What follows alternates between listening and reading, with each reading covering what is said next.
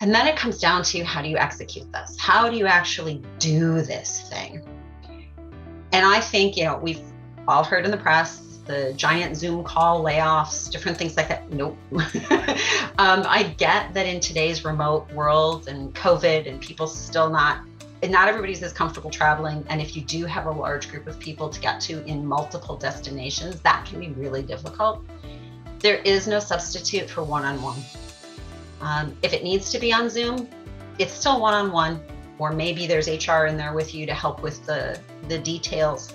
But I believe that we owe the individuals the respect of having that as a private conversation. I would love to say do it in person, but I'm cognizant that the world keeps shifting and in person sometimes is really hard to do.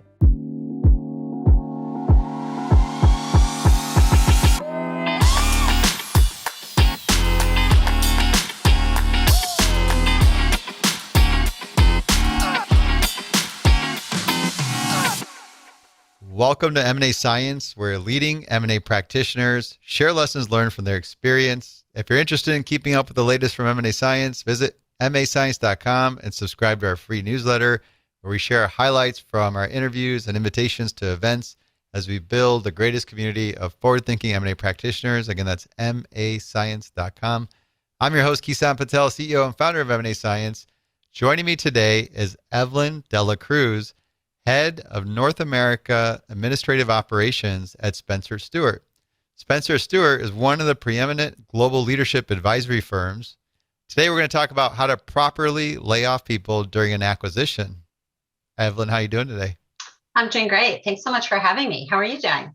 I'm doing well. Thanks for coming to hang out. I'm excited to learn about this topic because it doesn't get discussed very much. But before we get into it, can we kick off a little bit about your background to give some relevancy to our topic today?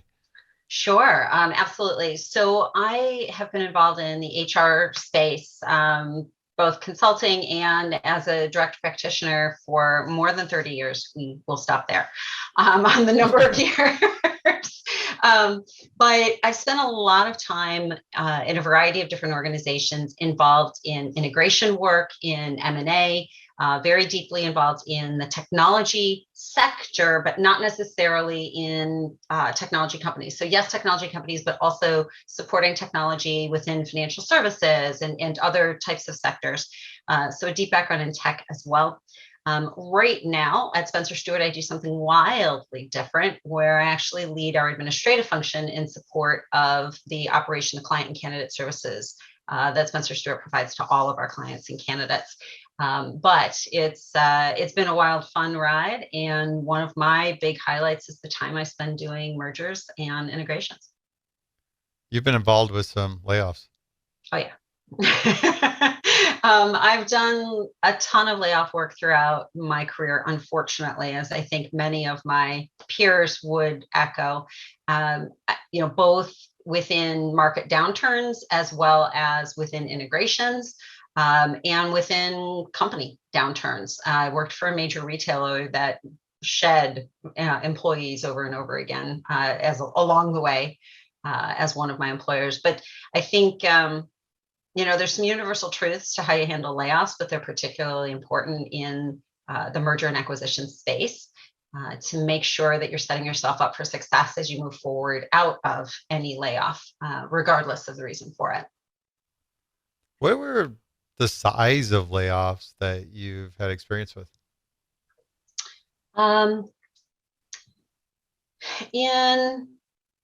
Directly in a merger integration situation, I would say the largest, trying to remember, unfortunately, this one goes back about 21 years now.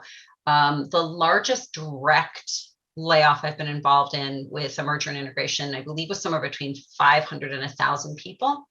More of the 500 end. And that was bluntly the shedding of a lot of administrative personnel behind the scenes where there was duplication. It was two professional services organizations coming together. And so it was really heavily in some of the leadership, not direct leadership, but the behind the scenes operational leadership and a little bit in the practices, but only where there was serious duplication. So it's really more the meat, the guts underneath it, so to speak.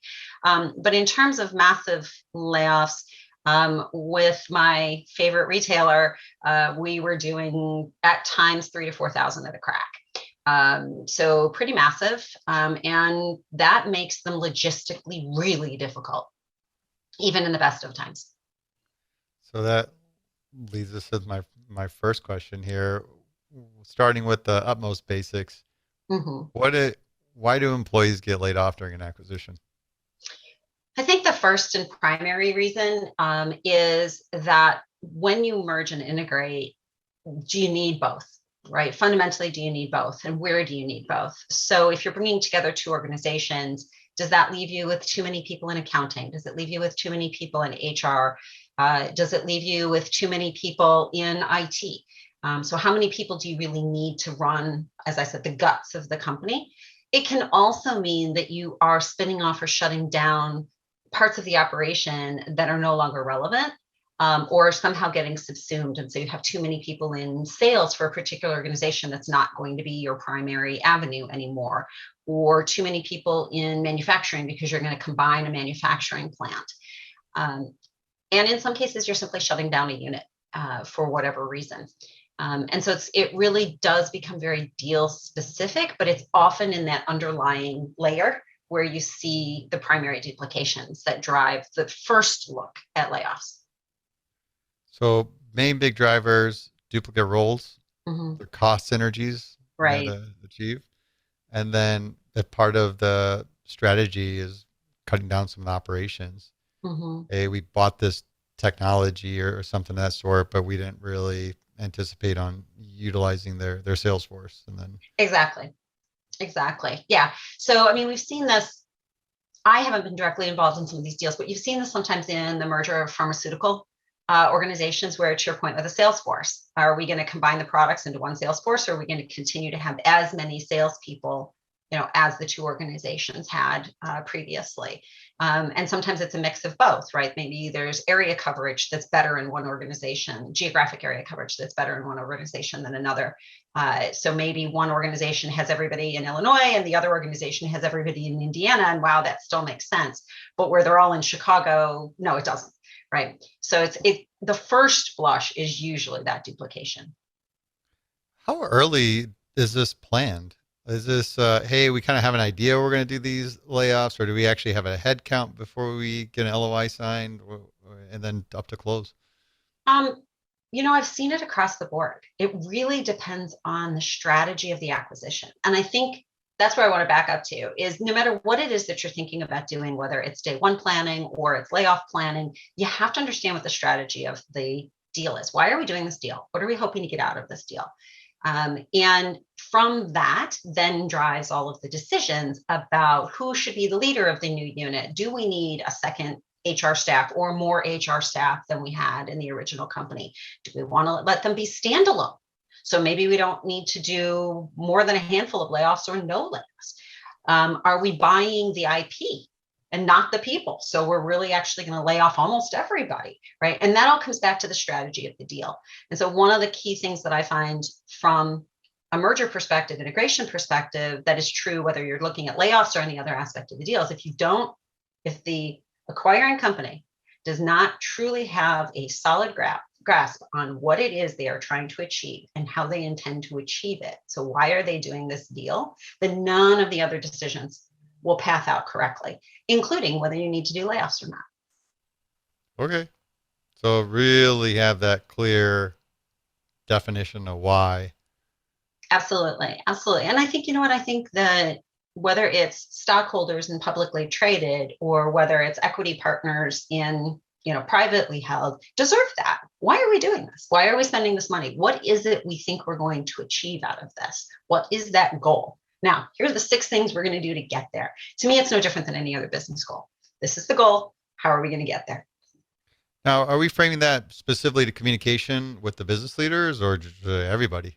Everybody. I think that it really becomes important. So let's move along on the thread a little bit about layoffs. Part of layoffs is communication, both communication to the individuals that we're laying off. And I know we'll probably talk more about that, but communication to everybody, including senior leadership. This is the plan. This is why we're doing this, which is likely to be far more in depth than what you might share with the rest of the organization.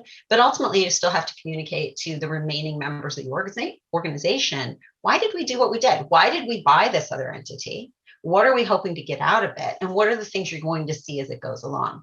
As I'm sure you can imagine, and have probably heard from other HR practitioners, whether it's an M&A deal or any time, the minute the word layoff gets into the water in a corporate environment, everybody goes into a panic that they're going to be impacted. They don't understand what's happening. They don't know what's going on. They don't know why it's going on. They don't know if their department's going to be impacted. They don't know if they personally are going to be impacted. And so that body of communication, all the way from senior leadership, the board of directors, right, all the way through the teams who are remaining, becomes really, really critical, because at some point you've got to get them all comfortable with what's the forward plan. And yes, you're a part of it, just as much as you need to treat the people who are exiting with dignity and respect. You're right. It's like the big bomb drop. I don't know what else is a bigger disruptive news. Maybe the company shutting down, but that's right, which is really a form of a layoff too. Yeah, exactly. Exactly. I mean, that's one of the things that when you hear like a retailer go through and talk about store closings, right? Yes, the communities are reverberating about not being able to shop in a particular location, but what really reverberates first is how many jobs? How many jobs are we losing? The community, the company, how many jobs? So yeah, it's one of the biggest bombs that you can drop in any organization. And certainly, I think in most deals, there's an expectation that there will be some. Whether that's the reality of the deal or not, I think most outside in view is that there's going to be some. So it's not until you communicate, yes, and here's why, and we've done, and you're okay, or no, let's come to the side, you're not, you're a part of it, or you know what, we're not doing layoffs, and this is why, right? This is why it's so important to keep everybody that's involved. To me, it all comes back to communications. So, let's lay this out. How do we properly lay off people during an acquisition? I think to me, the primary is dignity and respect. It's a tough circumstance. Even when somebody thinks they see it coming, it is difficult. So again, the first thing goes back to what's the business plan? Why are we doing this? Why do we need to lay these individuals off? Because you're going to need that. You're going to need that information in your back pocket, because that's going to help you craft the communication to the individuals. It's also going to help you, as we just mentioned, craft the communication more broadly, including to the press. And like I said, there's likely a few different versions of that at levels of detail. What you tell the board of directors or the senior leadership team is often very different than what you tell a group of 50, rank and file. Let's use a retail store for an example, or a warehouse. What you tell the warehouse staff is likely different than what you tell the board of directors, right? It should be the same theme, but it's probably in much more detail at the board of directors level. Right. So that's first. What's the message? Why are we doing this? What are we hoping to achieve? What was the goal of the deal? And what is the necessary reason that we have too many people in whatever aspect that it is? Once you've got that, then the next piece is, so how are we going to treat this group financially? Do we have a severance program already in place, whether it's the target company or the acquiring company? Which one are we going to use? Are we going to do something in between, right? Because one thing is, if you do it close enough to the time of the deal, you can actually incorporate those costs into the deal, right? And our finance guys always like that. The other is simply, what are we going to give them? And different companies have very different severance practices. And so sometimes you have to rationalize that. And again, are you going to be the acquiring company? Are you going to be the target company? Or are you going to be something in the middle? Are you going to be particularly generous because you want the goodwill around it? From the remaining individuals? The challenge with getting really nice about your severance packages to get goodwill is that then the remaining people may expect that that is now your ongoing severance package. So you got to be a little careful there. What precedent or expectations are you setting? And then it comes down to, how do you execute this? How do you actually do this thing? And I think, we've all heard in the press, the giant Zoom call layoffs, different things like that. Nope. I get that in today's remote world and COVID, and people still not everybody's as comfortable traveling. And if you do have a large group of people to get to in multiple destinations, that can be really difficult. There is no substitute for one-on-one. If it needs to be on Zoom, it's still one-on-one, or maybe there's HR in there with you to help with the details. But I believe that we owe the individuals the respect of having that as a private conversation. I would love to say do it in person, but I'm cognizant that the world keeps shifting, and in person sometimes is really hard to do. For a variety of different reasons, like I said, not the least of which is the last 2.5 years with all of us sitting in our home offices. So I don't have an aversion to it, but it needs to be one-on-one, and it needs to be respectful, and it needs to allow for that individual to process. And I believe that's true whether it's inside of a deal or not. To have that moment where you don't feel like you're being, rubber stamped down a production line as you move through the steps of it, where you have the chance to absorb the information, to ask questions, to be given your own personal information about what your severance package is and how your things are going to be treated. Many companies have different outplacement benefits at different levels of the organization. So your benefits may truly be unique to you, or at least within your layer of the organization. And you deserve to have those explained to you. You deserve to have the chance to ask those questions, and you deserve to be able to do that in private. I have had to do some non-deal layoffs where we did, for lack of a better word, we did have to get a little production oriented. That was that 3,000 to 4,000. And what we did was we took the big giant meeting room in our office complex, and we built an awful lot of curtained carrels. We had the meetings happening with the managers back in conference rooms out in the site, and then people went to this central room to meet with one of a member of a large HR staff to get the details of their actual plan. So they had that moment in private with their own manager to get the news, but then they had to go to a more central location to get the details of what their exact package was. I hated it. Every member of the HR team hated that particular event, but it was the only way we could process 3,000 to 4,000 people in one day, live. You had to do it in one day. And we had to do it in one day. Yep. We had to get everything done in one day. The faster, the better, honestly. I don't believe in drawing layoffs out over multiple days, if possible, because everybody else who hasn't been talked to yet goes home at night and can't sleep because they're afraid to come in the next day because they're afraid they're going to get it. Right. And so the faster you can clock through them and get the message out, yes, we did this, and yes, we're done. Right. That we're done in this cycle. We're done in this court, whatever it is, whatever you feel comfortable saying we're done with. Right. We're done with layoffs for this deal, whatever it is, however you want to frame that. And different organizations will want to frame that differently. The faster you can tell the remaining employees that they are remaining and that they won't be impacted, the better you are, the better off. So yeah, unfortunately, sometimes it means getting through an awful lot in one day. And that comes back to, you might have to do one-on-one Zooms. Because you've got people in too many locations, you can't get to all those locations at once. What I will tell you is, even when we did that production style thing, you still sat in a quiet space with one HR person and you. You were not sitting there with 10 other people being told what your package was. It was you and an HR person. It was just, we had to get everybody together to be able to move people through quickly. So the manager didn't even interact with them. They just went. The manager started it up in a conference room on the floors, and then everybody came down to the central HR zone. Was how we did it. So yeah, they had two separate individual conversations, one with their manager and one with somebody from HR. So I want to make. Yeah, I'm sorry. I want to make sure I got these steps right. Number one was dignity and respect.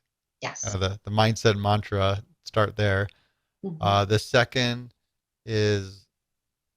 This is where we get into the messaging, the why, what are we trying to achieve, the goal, the reason for the layoff. Mm-hmm. The third one was around really figuring out what are we offering, the severances, and I guess the process, how we're going to go about it. Mm-hmm. And then the fourth was delivering the news. Right. This is where you mentioned doing the one-on-ones so you can allow people to ask questions and I guess keep it a little more intimate in that regard. And then And that process you mentioned, usually the manager would sort of initially break the news, and then HR kind of lays out more of the details of the process. Mhm. I got a bunch of questions now. Sure. Um, how about, can you give me examples of I'm curious about the messaging part.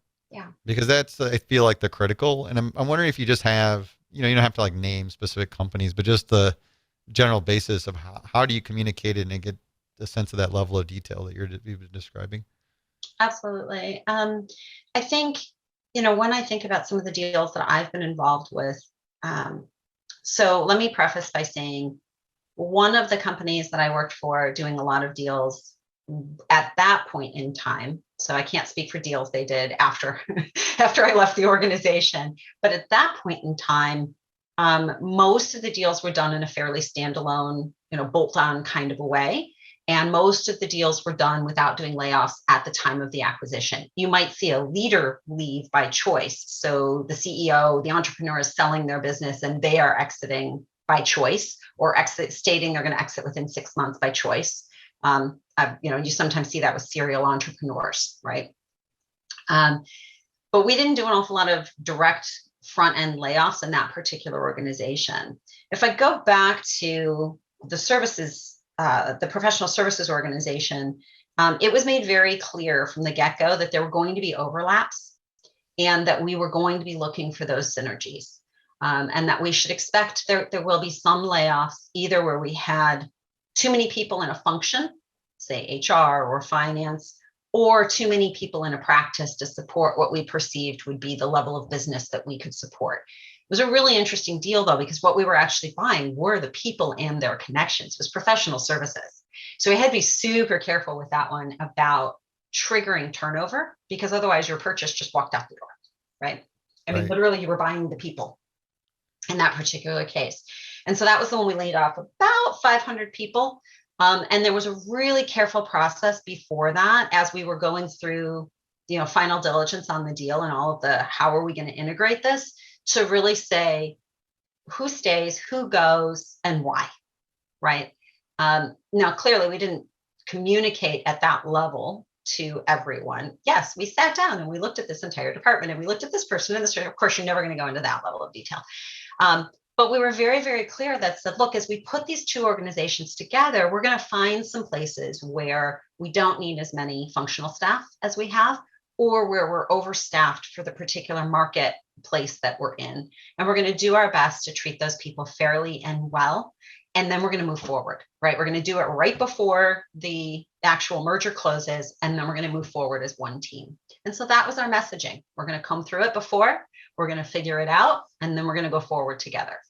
I will tell you, it was actually really difficult to get through, because we didn't have any of our tools. Neither team could use their tools they had built, because we were looking at a merged team, and neither tool was ready to see the merged team. So there's a ton of manual to do it that way.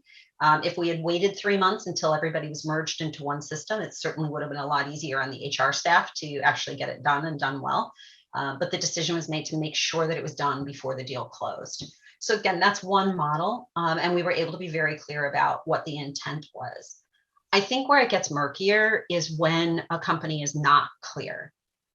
So I did one deal when I was in consulting for M&A, where the acquiring company basically took the position that said, we don't care how we treat people because we don't care if they all quit. Well, okay, but if you don't need that many people, why don't you just lay them off? Right? Why make their lives so difficult and leave them without any benefits, force them essentially into wanting to leave your organization? How is that positive for anyone? How is that positive for the people who've been with your organization? How is that positive for your reputation externally as an employer? I mean, we all want to be an employer of choice, right? We all want to be able to attract great talent. And so they were running a de facto layoff simply by taking away benefits, treating people poorly. I mean, it was a nightmare. It was not what we advised. In fact, it was very counter to what we advised. But that's how they did it. And ultimately, we're able to reduce their staff simply by attrition. It's a model. I don't recommend it. But what would drive somebody to do that? Is it, hey, I just don't want to do that in general, or have that process of doing a layoff? Or is it, I'm going to save some money by driving people out on their own. I think that was more it, honestly. I do think from a pure cost perspective, in the short term, it was far more cost effective. They were paying lower benefits out to this group of people after the merger closed, and then they weren't paying any severance.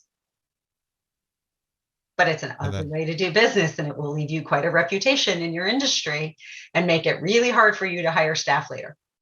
When you give the good example of messaging, and you explain the rationale for doing the layoffs, and you said you'll take care of the people, how much detail do you get into when you do say you're going to take care of the people? Are you talking about severances then, or? I think the easiest way to handle that one is if you honor the severance program of one organization or the other, because then you can just point to, we're going to use our standard severance, right? So when the professional services organization was coming together, we did the layoffs pre-close.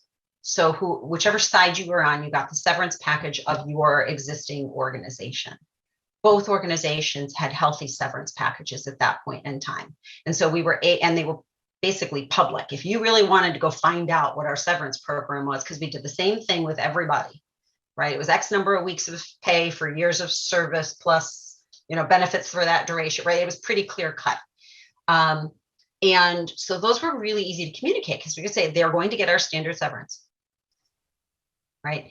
That makes it a really, really easy message. A very non-contentious message about what are they going to get, because they're going to get what they would have gotten under any other circumstance. It's not the merger that's driving what their severance is. That's our business practice. We're going to treat them like we always would, right? So that becomes a really easy communication. It's when you start to craft new ones, something different, something additional, that you have to be really, really careful, because again, you don't want to set a precedent that somehow somebody, 2 years later, when you do a layoff for completely different reasons, said, well, you treated them differently. Why don't I get that? Right. So that's, my recommendation for ease is to use whatever you have. The complication is if you don't have one. If you don't have a standard severance, then you can't fall back on, we're using our standard severance. It may be a good time to implement one, take a step back with the HR and leadership teams and implement a standard severance. When you start thinking about those options that you offer, is severance is commonly talked about. There's obviously various variations of a severance. Sure. Are there other options that you're considering? Well, when I talk about severance, I think of it as the entire package. This is me being in the field for too long. Typically, severance will include some form of pay, whether it's a lump sum payment or a salary continuation. More so in the older firms and some of the international firms, you'll see it as salary continuation, where literally you're still getting a paycheck every pay period for X period of time. Think of that a little bit more like garden leave, how garden leave kind of runs. It's not the typical, but there are still some organizations that do that. But so I think of severance as the dollar value you're going to get, so salary replacement, the medical, dental, typical life benefits that you're going to have continuation on. And many organizations do that for the duration of your weeks of severance pay. Some do it for a fixed period of time. That could be one way to sweeten the pot temporarily, is to say, normally our severance program would be for the weeks of payout that you get. But in this particular instance, we're going to do a minimum of 6 months for everybody, or something like that, for health and medical, dental, et cetera. And then the other is, what are we doing with any stock that you might have? Are we going to auto vest you in some portion of that? Or are you going to lose it all? What's the plan there? For that, I would turn to the stock program, and hopefully it's written into the stock program already, because there's enough governance around those programs that you really don't want to be veering too far out. So hopefully you've pre-thought that if you're running an RSU program or an older option program, that there's something in there. Many of them will simply say you lose it. But what does it say? And then the final piece is outplacement and other types of services. And again, that's a place where you can sweeten it if you want to, whether it's, and many organizations will do this by level, right? A more junior person might get resume review and resume help. A very senior person might get, a concierge outplacement service. But that's another place where you can sweeten the pot a little bit and either offer longer services through an outplacement vendor or better services, up their ladder of service offerings. But I look at that whole package as severance. To me, it's not just as simple as the check that I hand you on the way out the door. Is the cash portion often paid all at once? Often, yes. Yeah. And that seems to be more typical. It's easier to get people off the books. The salary continuation can be, number one, anytime you leave somebody still on your payroll, it can be a little fraught in terms of if they go out on a medical leave, different things like that. So if you're going to leave them on a salary continuation, it has to be really well written to cut off being able to go out on a medical leave or something like that while they're still on it. The other weird one I've seen in salary continuation is that, let's say I tell you get salary continuation for 6 months, but in there it says that as soon as you get a job, you're supposed to tell me because I'm going to discontinue your salary continuation. Lump sums just stop that problem altogether. But some companies still want to do that. Let me pay you every, twice a month kind of thing. And I will tell you, having worked in an organization that did that salary continuation where you were supposed to report in when you got a new job, if we'd taken the time to go research on LinkedIn when people got new jobs, let me tell you how much money we could reclaim, right? Because nobody ever reported in. So great, it was in there, but, so do you either let that happen, don't put it in there, or just pay them all at once? Honestly, I talk to your accountant. There might be reasons within a deal or within an accounting preference for the firm to do it one way or the other. I personally like the lump sum the best. It's the easiest, it's the cleanest, you're done. But I'm not a finance person. I'm not an accountant. So they may have reasons they don't like that. Fair enough. Yeah. Timing wise, you referenced doing these layoffs before close and after close. Mm-hmm. Can you tell me the difference? I think there's a few differences. One is, have you clearly identified pre-close what's going on and what you need to do? And if you have, the sooner you can do it, the better. If you haven't identified, if you really don't know what's happening yet, how the teams are going to come together, then I would wait, because you may let go of the wrong people. And that gets into figuring out who are you letting go, which is a slightly different conversation. We can have it, but slightly different conversation. So there's a little bit of that. The other very much comes down to the deal and what can you write off against the cost of the deal? What are the tax implications against the deal? And that's, again, where your finance team, your tax team really comes in. They may clearly tell you that we would rather book that severance within a certain period of time, right? And sometimes it's pre-deal, sometimes it's within the first 30 to 60 days post-deal, but you look to them for the guidance about how that deal is written. It could be timing towards the fiscal year, right? It could be governed by your fiscal year. No, we got to get it done before the end of the fiscal. It could be, we got to get it done before close or within 30 days of close so that we can put it all in the package when we say this is a write down because of this deal or, whatever they're working on. So I stick close to my finance team on that one because they're going to have reasons from a financial perspective why it's better to do it in one time or another. Got it. And it sounds like it's a little more challenging to do it before close than after. It can be because you really need, if you're going to do it before close, it has to be done by and clearly done by the existing organizations, right? It cannot be perceived to be done by the acquiring organization into the target. It's got to, like, the target has to do it. The acquiring organization has to do it. Got to be really, really separate if you try to do it pre-close. You can do it pre-close, but it's tough. It's tough unless it's really, really clear cut why you're going after the group that you're going after. If what you're trying to do is mesh together an HR team and figure out who you need at the end, that can be really, really tough to do before you start to see how the team gels a little bit.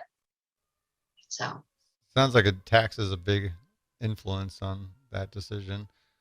Tax is a big influence on everything in M&A, in my opinion. Tax and finance, and not like our whole life. Spending money, but just the whole accounting. And if we do it this way, this is what it means, and if we do it that way, that's what it means. And I learned very early on in my deal days that there were things I could poke on and say, hey guys, from a people perspective, this is going to go down a lot easier if we do it this way. And then they would say, yeah, we can make that work. Or no, from a financial perspective, we can't do it. You got to figure it out. I'm like, okay. So I think this goes back to, and I hear the HR for M&A team saying this all the time. How close are you with your deal team? How upfront in the deal are you on your deal team? And this is where building that business partner relationship, just like we try to do it with our clients in standard HR, having that business partner relationship where you are at the front of the deal with that deal team the whole way through gives you the most flexibility when it comes down to what are they going to tell you and how do you need to work together on any kind of a layoff or reduction or severance or how you're going to roll benefits out, getting outside of the layoff view. If you're close in the beginning, and you don't have to be all the way at the very front end, but if you're close in the beginning and marching the whole way through, then you're planning that together and interactively. And the best deals I've worked on are the ones where the whole team is involved together as quickly as possible, or at least the core team members. That's a great tip for our HR M&A practitioners tuned in. Does layoffs cause attrition, like additional attrition? They can. They certainly can. I think there's a few triggers in my mind. One is the communication. Are they just going to hit us with another wave? I don't understand why they do this, so I don't like my organization anymore. They treated people poorly, so I don't want to be here anymore. You lose that visceral link, that engagement link to the company, and that can drive turnover. Another aspect to it can be a disagreement with the strategy of the organization, right? I really believed that Project X was the future, and you just laid off half of Project X. I'm going to go find a new job because I think the company's going to tank, right? Yeah. So a true alliance to where we think we're headed directionally. The other, quite honestly, can be who you keep. And that's the tricky one. And that's why sometimes it's hard to do some of this before you know how the teams gel together. There's some really great work that's been done over the course of many years now and continues to be out there about organizational network analysis. Who are the right people? Who are the people who really keep your organization humming and moving underneath the covers? Because it's not always the top of your org chart. And if you take out the wrong connectors, you can lose a whole group because they no longer feel connected to the whole, right? So, or you can keep somebody who has a very poor internal reputation. And so a bunch of people will leave because they don't want to work for that person. They want to work for the person that you just let go of. So really, you need to know your population. You need to know the interplay. Who are those key hub people? And what are the reputations internally so that you're not triggering something you didn't need to? Yeah, it's like the mayors and the neighborhood grill masters. You got to really keep tabs. Yes. I always wondered that with all these layoffs, like, how do you efficiently do that? Because like there's the other side on the hiring side. You don't want to have a bias towards somebody that got laid off because that doesn't really tell you whether they're a good high performer or not. So I'm curious, I guess with that, it's just more, are you being pragmatic based on titles and structure as opposed to really performance based? And I mean, in my perspective, you've got to be some of both, right? There's certain key hierarchical leaders that are going to end up staying with you for the deal, but you need to know who and why. So let me go to a little small company that a big company I worked for bought along the way. And this company was a producer of electronic content. But what the big company really wanted was the platform by which the company sold their electronic content. They didn't care so much about creating electronic content. They wanted the software, the delivery and the payment tracking, because they wanted to integrate it into their system so they could sell electronic content. And they didn't have a great system for doing it yet. Okay. But they didn't really care about the creators, right? The creative team that was in this little company that they wanted to buy. So when you look at who they put stay bonuses on, right, versus who they didn't, they went right after the software creators, not the content creators, the software creators. And people came back and said, whoa, what are you doing? You're treating our key people, so poorly. Well, let's throw some more severance money at them so that these people over here aren't unhappy. but that's the person we really want to keep. And that's why. So that gets back to what's the strategy, right? What am I after when I'm buying this company? What am I really after? But what do I have to do to make sure that the group around that person that I really want to keep, because by the way, I need to keep those people, right? At least for a while, that they stay happy. Because if they think this hero leader over here should be better compensated or better taken care of, I may lose them if I don't take care of this hero leader, even though this hero leader I don't need anymore, right? For my purposes. Going to be a complicated Yeah. balancing act here. Oh yeah. So this is why being involved on the deal team on the early side, because then you're in having those conversations from the very beginning, and that gives you as much time as possible to start to suss out what are those relationships, who are those hub links, right, that are really critical to keep beyond the top of the organization chart. Who are the performance issues? Who are the performance all-stars? Who are your hidden gems? The more time you have to deal with that, as you point out, you're moving pretty fast here. So the more time you have by getting to meet that leadership team earlier in the process, the more time you have to figure this out. In a really big deal, if you have time to do an organizational network analysis study, and there are tools out there and there are consultants out there that can help you do that as quickly as possible. So in a really big deal, if you can afford to have some of that done, or you've got a team that does it, serial acquirers might have a team or a contract to help do that. I highly recommend it. But there's ways to get at it. One of the key ones that you can actually use and see, for example, is how many emails are moving, how many people are in how many meetings. These are some weird ones that you kind of have to know your own rhythms in your company. But you can see sometimes in the traffic, in the systems, who those key people are based on what's going on in and out of their inbox, just on counts. You're not looking at their emails, you're looking at the counts. And Microsoft has some really interesting analytics around that you can get to. They're not as good as those more personalized analyses where you're actually looking at the person and understanding how they interlink. But that's as much data as you can gather. It makes sense to gather, but you're never going to have enough time to get it 100% right. Yeah. Interesting. Got to look at the big picture, retention incentives, and severances, who's influencing who. Is there a formula for number of HR people you should have ready or allocated per X number of layoffs? Oh, wow.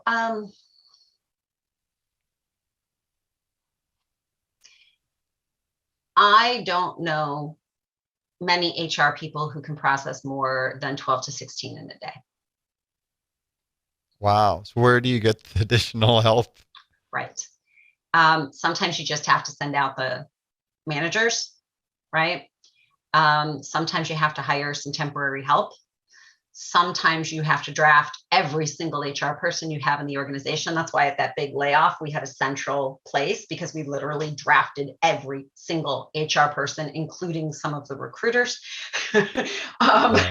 like literally everybody, to try to get through it as fast as we can. We had a remote HR staff because it was a major retail. So we had people out in the country. We brought them in to headquarters because it was a headquarters layoff. So we literally accessed every single person that we could to make sure that we had enough. You need to allow a minimum of 20 to 30 minutes per meeting, minimum. And if you're doing those one-on-one, there's your math. And trying to get an HR person to do more than 8 hours of that.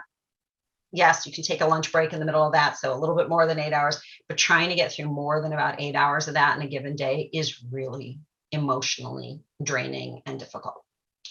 And so if you can't get through it, then yeah, you got to go to multiple days.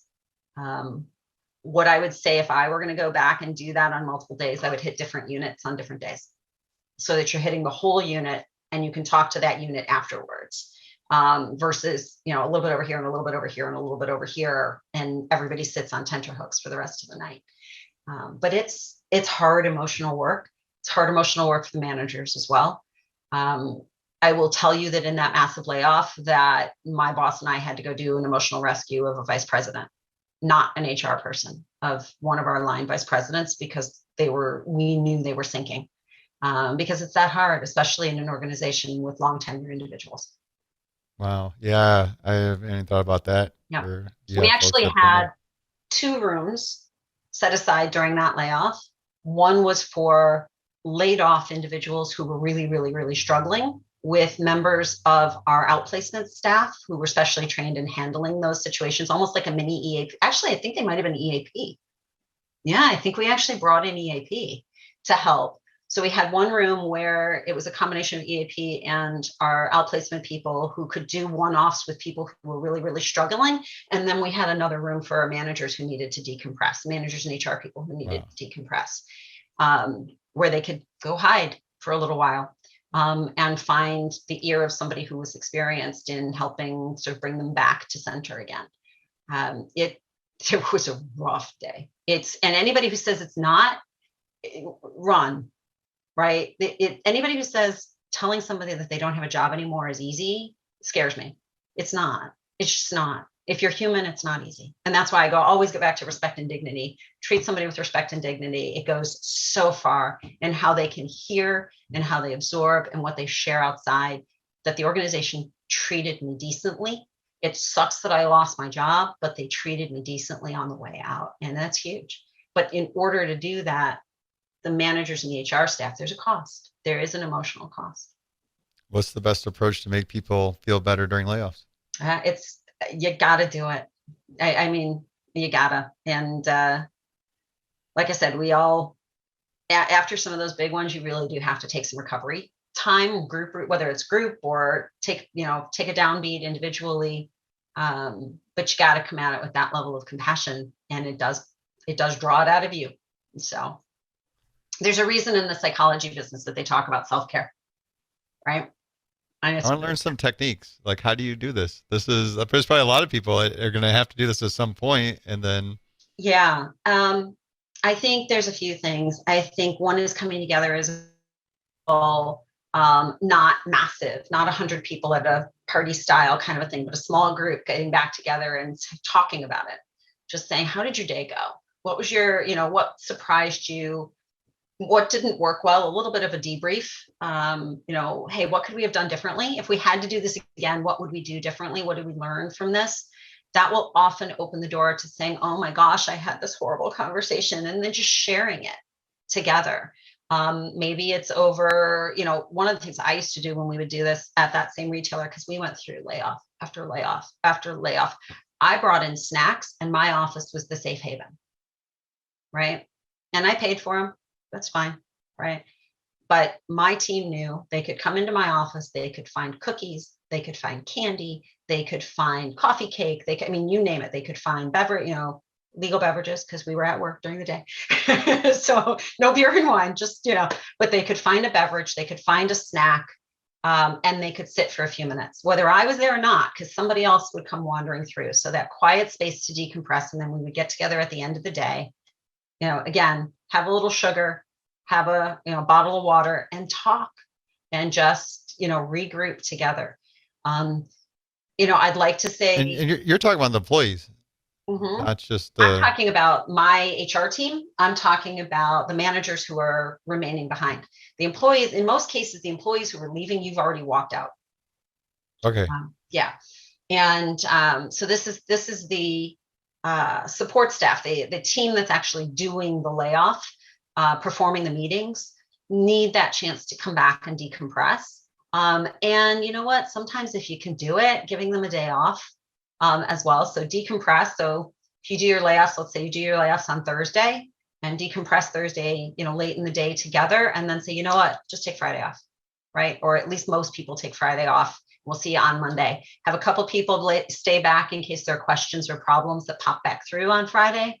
But people need that chance to get their head back and resettle. And I think that's really important. Quickly followed on the leadership side by those staff meetings with the people who are remaining that say, we did this and it's done, and now we need to work forward together. And so you insert your strategic message, right? But at the end of the day, they need to be having that team meeting with their whole team, or whenever their team is done with their portion of the layoffs, and say, okay, our team's done, and we're going to divvy up what work remains, and we're going to figure this out, and we're going to go forward together. And we're going to miss our coworkers. Again, this was in an organization with a lot of people with 20 plus years of service. So people who had had kids together, raised their kids together, grandchildren together. And the teams needed that moment to mourn as well. But then you've got to uplift and you've got to keep going. It's hard. It's hard. Can you walk me through the communication in those one-on-ones when you are breaking the news? So typically the manager role is no more than 3 or 4 sentences. So that's basically, hey, you probably heard about our acquisition. Unfortunately, part of this strategy is to cut our R&D division, and that includes your role. That's it. Right. And Evelyn here is here to walk you through your package. And then in a lot of cases, we thank the manager and they leave. Any nice thing a manager could say before? Just the less they say, the better. You never want to apologize. You never want to say the word sorry. Why is that? It's just, it doesn't work. It doesn't mean anything. It doesn't mean anything. You can say, unfortunately, your role was one of those impacted. Evelyn's going to walk you through your package. And then I'll go back to your desk with you to gather your things. Different offices, different companies have different policies about how fast they want you out the door. Some of them are right now. Some of them are, I've worked at some organizations. Back to the strategy. This is something else in some organizations I've worked at. You actually serve 30 days of notice inside the company, and you can look for other jobs while you're still considered active, wrap up your work, transition your work to somebody else. Other companies, they walk you out right then. Right. So just, again, typically I would do that based on what your traditional pattern has been. Don't change your traditional pattern now. But then the manager would exit. I would walk somebody through what their package is. And then typically either the manager or another member of management would then be waiting for them to walk them back to their desk, gather up their things and see them out. And then the HR person goes on to the next one. It's a little crazy. But like I said, there's some companies I know that I've worked for where you get to stay your 30 or 60 day, even your WARN notice period, you actually stay as an active employee in this special status and be able to use the company systems, and you're still working and transitioning your work out. And that's another way to do it. And that's actually a very positive way to do it. If you, from a risk perspective, a business risk perspective, if you can tolerate it, that's actually a really nice way to do it. Because then people do feel, both themselves and the people around them, that they had the chance to apply for other jobs, to look for and apply for other jobs while they were still employed with the company. Do you ever get exposed to lawsuits that are directly related with doing layoffs? They do come up. Typically they're one-offs. Oftentimes they are age related. That's the diciest one. So you have to be really, really careful. Age or other discrimination. You have to be really, really careful with your WARN activities and your adverse impact analysis. If you're not doing an adverse impact analysis, you need to be. Any lawyer worth their salt is going to tell you that. Even if you don't know how to do it yourself, you turn it over to an outside lawyer and they'll do it for you. But that's really, really critical, because that is usually your key to heading off a lot of that lawsuit activity. The other thing is, I would never give out a severance package, whether it is for a layoff or for a performance basis, without a release attached to it. So you don't get your money without a release. I have seen organizations do that for performance, and I looked at them and I said, "Warm nuts, we need to change that." And sure enough, we did. So once you get that release back, that precludes most lawsuits. Again, you want your release to be very carefully worded. You certainly don't want to be, having egregious violations of different policies and practices that you're now asking people to sign away their rights to sue. But you definitely want that release in there. If you're doing the right things from an HR perspective all the way through, you've got your defense for a lawsuit. You're going to be okay from a lawsuit. If your HR practices are shaky, that could get messy. And I've seen organizations with shaky HR practices, and day to day gets messy, let alone in a layoff or in a merger. So that's great tips. Make sure you've got the right legal view on this as well. And absolutely. What are the things to avoid when laying off people? I know we talked about not doing it on massive volume over Zoom, like, we've Mhm. seen publicized here recently. Yep. So definitely try it best to do one-on-one and figure that formula out to make it Mhm. happen. What else should we avoid doing when laying people off? Um, don't apologize. Um, be gentle. Don't apologize. Okay. Um, be clear about why. What is this really doing in the business, in your own head, as well as in your communications? Make sure it makes sense. So when I'm sitting with a deal team or sitting with a business unit going through a deal and we're talking about this, how does this play? Where's our ROI? How is this really going to help us be stronger? How is this going to save us money and not hurt us in the long run? Be really, really clear about that strategy. And then the final one is avoid, if at all possible, what we like to call death by 1,000 cuts. So don't do 5 people and the next week do 5 more people and the next week do 5. No, right? And Yeah. try to avoid monthly, right? You Figure want out it what done in you're doing. one day. Right. Figure out what you're doing and do it. And this is what happened. Like I said, the major retailer that I worked at, now it wasn't because of a deal, it was because there was a constant cycle of cost cutting. But every time you go back to bite that apple, it just demoralizes the remaining people more and more and more. You're actually better off figuring out if you think you're going to have to go deeper, you're actually better off either waiting just a little until you know how deep you need to go, or taking a guesstimate and going a little deeper than you initially thought to avoid doing a second one in close proximity. It's a great way to view it. So It sounds like a big part of this is being very direct and forward. It doesn't sound like you're sugarcoating anything. nope. No. And something that I really believe in, and again, this is inclusive of M&A, but separate from M&A, I, as a business partner, as an HR business partner, I'm at the table. That's a requirement for me. And that means I'm looking at the business. I just happen to be focused on how people are impacting the business. So I'll call an ROI example. If something's going on around the table and I don't see the ROI, I don't understand the ROI, I'm going to ask. Whether it's truly an HR issue or not, I'm going to ask. And I think that's one of the reasons why my deal teams have really liked working with me. I'm looking at the deal. I'm just supposed to be paying attention to the people, right? Somebody else is Right. paying attention to the tax. Somebody else is paying attention to the IP, right? We all have our specialty, but we're all deal people. We're all deal team. And if you're sitting over there as an HR person waiting for the deal team to come to you and afraid to speak up because you think you don't have just as much knowledge or right to speak up about what's happening in that deal as anybody else, if you really don't feel like you know what you're talking about, learn it.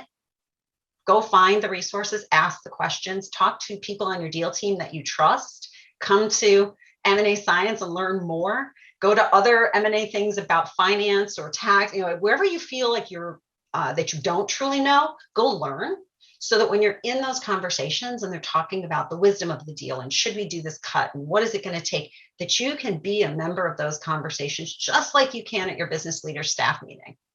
And it's no different to me. You got to own A a seat at the true table. member, yeah, seat at the table, true member of the business team. You just happen to be focused on the people, right? That's And really I think great. that's really, really critical. Like I said, whether it's M&A or it's any HR role, know your business, deeply, know all the pieces of your business to the best of your ability. Be willing to speak up in a diplomatic but thoughtful, data-driven way, right?